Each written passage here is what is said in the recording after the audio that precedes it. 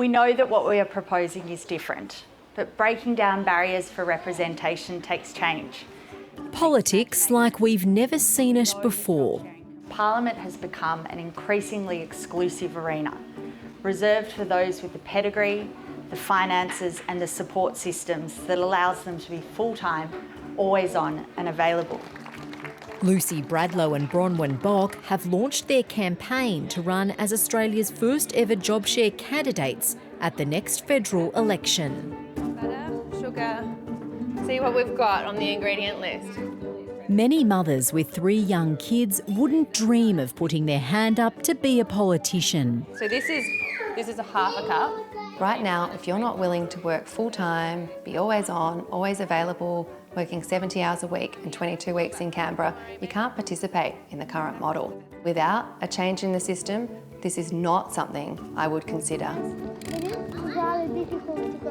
Investment banker Bronwyn Bock regularly came up against the challenge of combining part-time work with leadership roles when she returned from maternity leave. And that's why I'm now working on the campaign to make it possible to job share in federal parliament.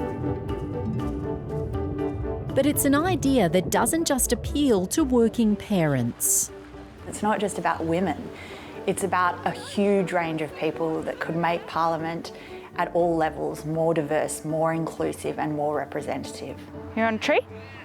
Political communications specialist and former lawyer Lucy Bradlow says she's keen to have a better work-life balance. I want to be able to be there for my friends and family when they need me. And I want to be able to make time for the things in my life that bring me joy. The idea stems from the experience of 2 women who applied to stand as joint candidates for the UK general election in 2015, but it was rejected by the courts. But the judge made a point of saying, but this is an excellent policy idea and Parliament should look at it.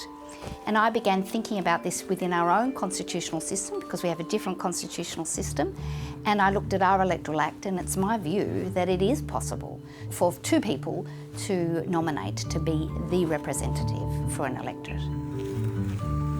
Professor Kim Rubenstein has been lobbying politicians to support job sharing for parliamentarians. It's very profound, I think, in what it represents, because it would enable such a wide range of people to consider for the first time that they could themselves be representatives. And she wants the Electoral Act amended to allow more than one person's name to be on the nomination form. But remember, the electors still have to vote you in. So it's not as if this opportunity is going to force job sharing upon us. Awesome. The lifelong friends plan to run as an independent candidate in the Melbourne seat of Higgins, which they've called home for many years. Totally different perspectives on the same. The electorate had been a Liberal stronghold since it was created in 1949, but changed hands to Labor at the last election. We're running on action on climate change, help for the ever-increasing cost of living crisis and integrity in politics. We are seeing more floods and bushfires. The 2 have been meeting members of the community in a series of kitchen table conversations to explain how this would practically work. How could you cope with the other parliamentarians who threw muck at you and said, you're a half-time politician? So we don't plan to do the job half-time, is what I would say to them. We will be together, full-time members for Higgins. When I think about people slinging mud at us, I think it's not just me that they're slinging mud at, they're slinging mud at both of us. And it's quite comforting to know that it's actually 2 people. Our plan is that we will do 1 week on, 1 week off with a handover at the end of the week. There'll be a representative for Higgins, and that representative will always be there to answer the needs of the community. How will the pay and entitlements be divided? The pay and entitlements will be split down the middle.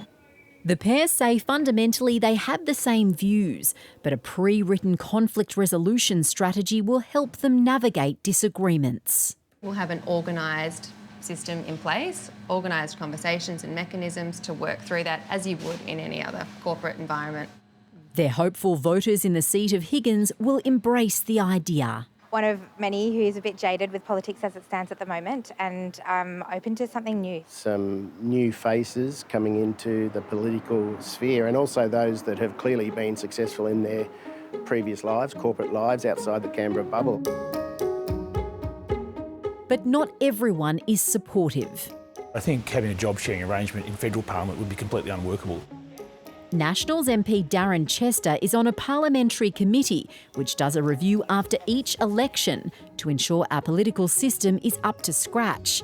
They heard evidence from Professor Rubinstein. It fails at the first test that what would happen if the two members decided on a different position on a conscience vote, for example, who gets to vote?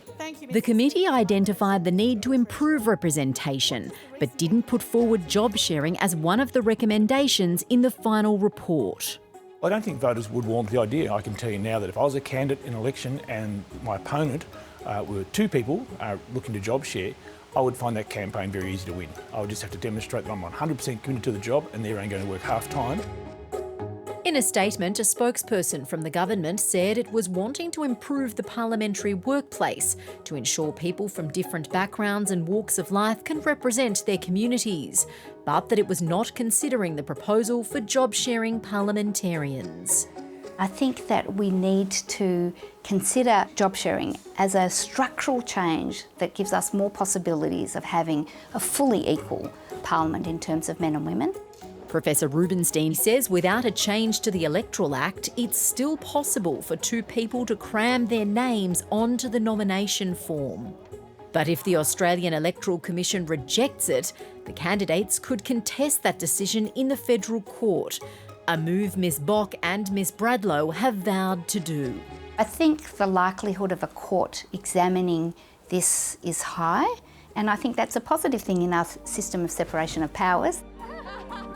If a job sharing proposal was rejected in another workplace, it would actually be discriminatory. It should be put to the people of Higgins to decide if two people can represent them in the next federal election. The pair argue dismissing the idea is an old-fashioned way of looking at power. I think the world is changing, and if you can't adapt with the world, then you're going to end up with the same group of people taking all the leadership positions. We are bringing two sets of skills and experience and minds to debate and come up with good decisions. We want better politics in Australia. We want better representation for all Australians, and to do that we have to think differently.